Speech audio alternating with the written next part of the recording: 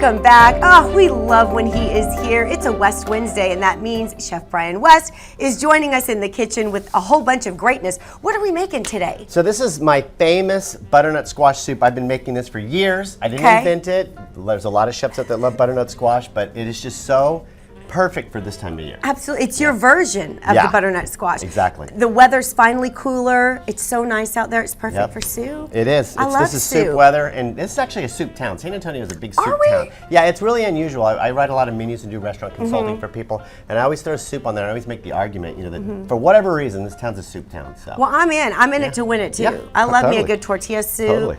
Oh yeah. Whatever we're making today. Yeah. So this is a butternut squash soup. Okay. First step is you're going to want to peel all of your vegetables. You've been hard at work here this morning. I've been whittling away. Whittling away, mister. This is a good way to get some of your frustrations out too. Is there a way to peel like the professionals? Or you just go for it and try not to peel your finger? Yeah, so yes, that is the step one. But step two is to get a peeler. Well, yes, I have one. It's not that fancy. Yeah, this one is a nice weight on it and just got to be sharp. Go ahead and spend a little money on it. That's nice. Yeah, it's a nice heavy. It's got a little weight to it. It's good for potatoes. Exactly. But yeah, you want to peel. These are Granny Smith apples, by the way, which are a sour apple. They're great for baking pies, and they're designed for cooking more than anything. This is a real good peeler. Mine does not do this. Yeah, see, it's you know, you got to use good tools. So the other little trick I wanted to show you is how to core the apple. Some people have those little apple cores, which work great, but if you need to do them on the fly, you just kind of quarter them, and you just chop the core completely out. And so you got nothing but meat. Got it. And then we're going to put this in some turkey stock that I made, and it's going to be swimming away. How long does this soup take typically to make? So this soup will take about 45 minutes once you get all the ingredients into the pot, which I know we don't have that much time. No, we don't have 45 minutes, but we do have the magic television on our side. I know. Could you cut me a piece? I'm kind of hungry. Here you go. Here, this is killed and everything. There you go, babe. Thank you.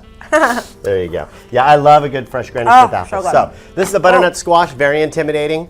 Sometimes what chefs will do is they'll cut this in half and roast it and then scrape everything out. So you've done that. I don't do that. I mean, I have done it. You've done it here. I have done it here. I've done, I think we did that with spaghetti squash. So this is the pod, and look at the color in that. It's just so awesome. They're so beautiful. But down here is all your seed pod, like what you would find inside of a pumpkin. But right now for this recipe, we're only gonna need the top. And then the best way to peel this one is just to whittle it down like you were cutting a watermelon. Okay. So not hard at all. It smells so good. Yeah. So some of the things are going to go in this pot. Once we get all this vegetables chopped up and they're thrown in the pot, they're going to stew down for a good 45 minutes or so. Do you make this for Thanksgiving for the fam? I do. And I also have a curbside menu online, and I'm serving this as well on that too. So you can actually buy this from me, and then you can take all the credit when you go over there. Oh yeah, I did it. I was in the kitchen for hours. Exactly. Let's talk about your curbside, what you have coming up for Thanksgiving, because you are helping people make their feast. Yes, so I have an a la carte menu on my website that you can order anything. You can just order pies, you can just order the soup, you can order the turkey. How about all of it, the whole shebang? The whole shebang. I've got everything you do. I think there's 24 different elements to it that you can order. So what's the deadline that people need to order though? Because you are just one man. Yes. I would say probably by Friday. Here we go. By Friday, okay. Friday, yeah. There we go. So we chop this is up the last step. This is such an easy soup. It just requires a little bit of knife skills and speed. Okay. So this is all going to simmer together and get all happy for a long period of time, 45 minutes. Got it. And I have already made one, which let me get into position because you're going to love this vessel that I got. Magic of TV. What you got? This is the cutest little thing that I bought just for this show. As I drop it. Oh my God! So this is the finished product. So we took this.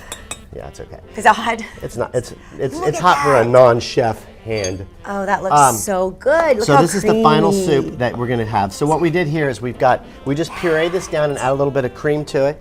This is 5 spice. Okay.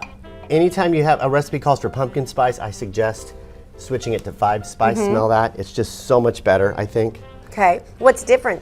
It's got orange in there. It's an Asian style type of deal on that. And so it's got some of the elements on there. Let's see if these things float. So they pretty. Look at that. And then we're going to add a little bit of balsamic reduction.